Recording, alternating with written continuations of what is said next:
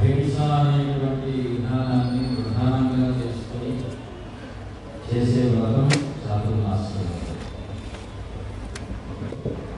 మనకు ఎన్నో వ్రతాలు దేవతా ప్రాధాన్యంగా కనిపిస్తాయి, కొన్ని వ్రతాలు వృక్ష ప్రాధాన్యంగా కనిపిస్తాయి, వైదిక వ్రతాలన్నీ కూడా అగ్ని ప్రాధాన్యంగా కనిపిస్తూ ఉంటాయి, కొన్ని వ్రతాలు భూ ప్రాధాన్యంగా కనిపిస్తాయి. ఇలాగా పంచభూతాలకు ఆయా సందర్భోచితంగా మాసోచితంగా మనం వ్రతాన్ని అంటే బాగు చేస్తాము అని ప్రత్యేకంగా ఉండడమే వ్రతం. వ్రతము అంటే దాని ఎంతో చరించడం, బ్రహ్మచారి వ్రతం అంటే బ్రహ్మచర్యాన్ని కాపాడుతూ మేము వేదాధ్యయనం చేస్తాము ప్రమాణమే వ్రతం. ఈవేళ 4 మాసాలు అంటే 2 మాసాలు మాసాది శుక్రో పక్షాన్ని అనేటువంటి విధా ప్రమాణాన్ని 4 పక్షాలుగా భావిస్తూ బుద్ధిజే అండజేయవాపి ప్రాణిభిర్ వ్యాప్యతే నహి, భూమిని చీల్చుకొని పుట్టేటువంటి వాళ్ళు అండజములు అంటే కీటకాది పక్షి పర్యంతము పెట్టేటువంటి సంతానం, అవి ప్రాణిభిర్ వ్యాప్యతే నహి. వర్షాకాలంలో మొక్కలు ఎత్తి ఉంటాయి కనుక పక్షి ఇత్యాది చరాచరాలన్నీ కూడా ఒక చోటనే ఉండేటువంటి అవకాశం, ఎక్కడికి కదలేనటువంటి వర్షపాతం, అక్కడ ఉండి వాటి సంతానాన్ని ఉత్పత్తి చేసుకుంటూ పెంచుకుంటూ ఉండేటువంటి సందర్భాన సూక్ష్మావ్యక్తై వ్యక్తియుక్తై, సూక్ష్మము అవ్యక్తము వ్యక్తయుక్తము అనేటువంటిది నానారూపై సంతతః లోకంలో అన్ని చోట్ల మనకు కనిపిస్తూ ఉంటుంది కనుక వర్షం పడింది రోజు ప్రాణం వస్తుంది, ఎండిపోయినటువంటి దేహానికి నీటి చుక్క ప్రాణాన్ని ఇచ్చినట్టుగా భీష్ముడు వసంతరుడు దానిలోని పశువులతోనే ప్రవేశించినటువంటి ఈ నాపాన్ని చదలారుస్తూ భూమి తన యొక్క రూపాన్ని ప్రజలకు అందిస్తుందట. వేడినంతా కూడా జల రూపంలో ప్రాణ రూపంలో అందిస్తుంది. అది ఎక్కడ చూసినప్పటికీ కూడా సూక్ష్మావ్యక్తై వ్యక్తియుక్తై నానారూపై సమతతః, అన్ని చోట్ల కూడా ప్రాణ తత్వము వ్యాపించి ఉండేటువంటి కాలము వర్షాలు కనుక ఏదేశా రక్షణార్థాయ మృదులైనటువంటి మేము సంచరిస్తే ఎక్కడైనా మా పాదక్షేమం వలన ఒక మొక్క పోయినా, తెలియగా ఒక ప్రాణికి క్లిష్టం ఏర్పడినా, క్లేశకరంగా మారినా, లేకపోతే ఈ వర్షపాతం వల్ల వచ్చేటువంటి వరదలు వ్యవస్థల వలన ఆత్మకు కూడా ఏదైనా ద్రోహం కలిగినట్టయితే అది కూడా చాలా సాధారణ ప్రకటనగా ఉంటుంది అనేటువంటి ఉద్దేశంతో పూర్వమైనటువంటి ఆచార్యులు ఒక నియమాన్ని పెట్టాడు.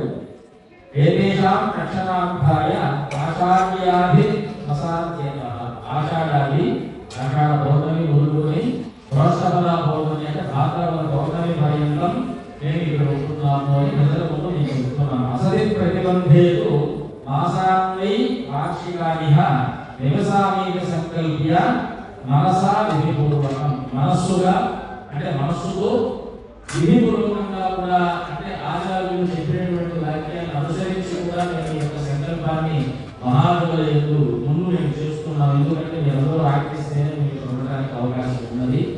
ఉండండి, మేము మీకు కావలసినటువంటి భిక్షావందనాన్ని గుణాలన్నింటినీ కూడా మేము చేస్తాము, ఇక్కడ ఉంటాము, మేము మీరు చెప్పేటువంటి సత్సంగంలో పాల్గొంటుంటాము. మరలా అయిపోయిన తర్వాత మీరు సంచారానికి వెళ్ళిపోతే భాగ్యం మాకు దొరకదు కాబట్టి ఏదైనా 4 మంచి మాటలు చెప్పి మీరు 2 మాసాలు ఇక్కడే ఉండండి అని అందరూ కూడా ఆమోదాన్ని ఇస్తే తప్ప మేము ఈ వ్రతాన్ని ఆచరించడానికి పోయేది కేవలం పూజే. వ్రతానికి ఆరంభం ఎప్పుడు కూడా మహాదేవులైనటువంటిది ఆమోదిస్తే మేము దీక్ష ఆరంభించినట్టుగా. ఇలాగా మానసిక సంకల్పం ఇప్పుడు చేశాం, ఇప్పుడు వాచిక సంకల్పం చేస్తున్నాం. అంటే అహింస గురించి మానసికంగా మేము అనుకున్నాం అన్నమాట.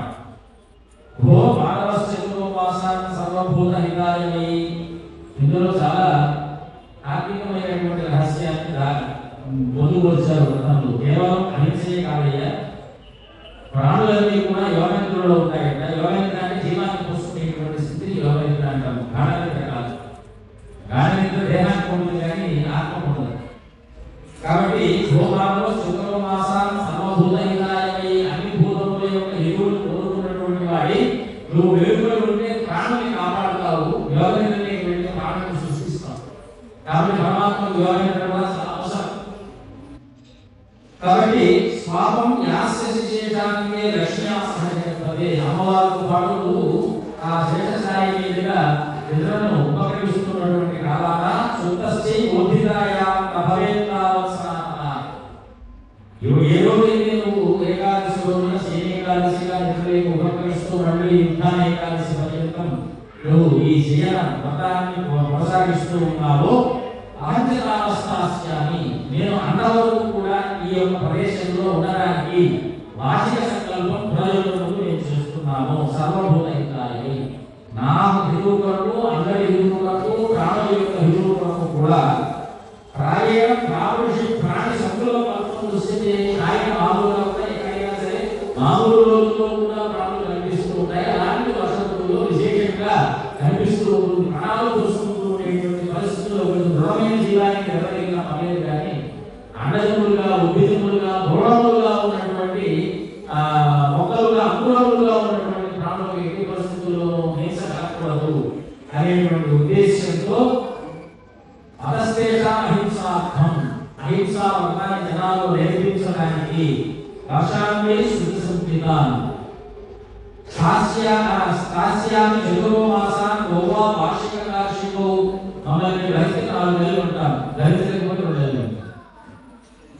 కాబట్టి మాసాలు చతురో పక్షం అనేటువంటి ఒక వైదిక సూత్రం నాకు కనిపిస్తుంది. ఎందుకంటే వేదంలో ఒక రోజు కూడా మాసం అని పేరు ఉన్నది, పక్షానికి మాసం అని పేరు ఉన్నది, మాసానికి మాసం అని పేరు ఉన్నది, సంవత్సరానికి మాసం.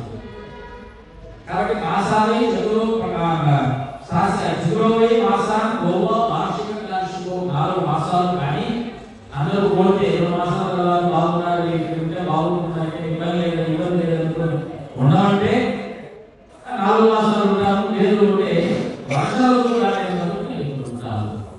కాబట్టి చతురో మాసాన్ గోవా వార్షిక కార్షికో వర్షాలు ఋతువులు కర్షణం అంటే కృషి రైతులు పండించేటువంటి కాలం వరకు మేము ఉంటాము. వార్షికాం చతురో మాసాన్ విహరే నియమః. కాబట్టి 4 పక్షాలు కానీ 4 మాసాలు కానీ ఎక్కడికి కలవకుండా ఇక్కడే మేము ఉండి బీజాంకురాణం జీవానాం హింసాయ అసంభవాత్ ఇక్కడ మేము ఉన్నాం. కాబట్టి ఇక్కడ మొక్కలు జీవం కోసమైనటువంటి అనేక కీటక ప్రాణ వృక్ష పక్షి మురగ విషయాలు ఇక్కడ లేవు కనుక ఇక్కడ జనాల మధ్యలో మేము ఉంటాము. కాబట్టి అహింస హింస ఎంత అసంభవే ఎక్కడైతే హింస సంభవించిన అక్కడ ఉంటాం మేము. అండదే ఉద్భుజేవాదు ప్రాణిభ వ్యాప్యతే నహి సూక్ష్మాం వ్యక్తైః స్థలాం వ్యక్తైః నానాభూతైః సమర్థతః ఏవేషాం రక్షణార్థాయ ఆసాద్య నిసామ్యం.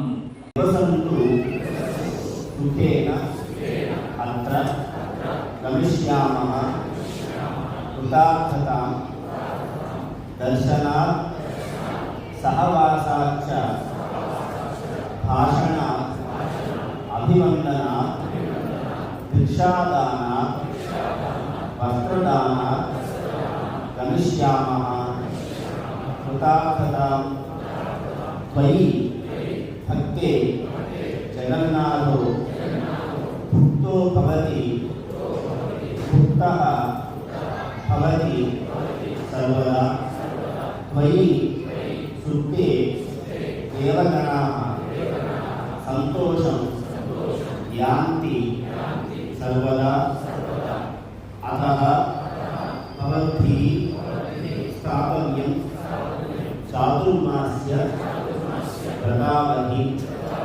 యథాశక్త్యా చ శుశ్రూషాం కరిష్యామః అహర్నిశం.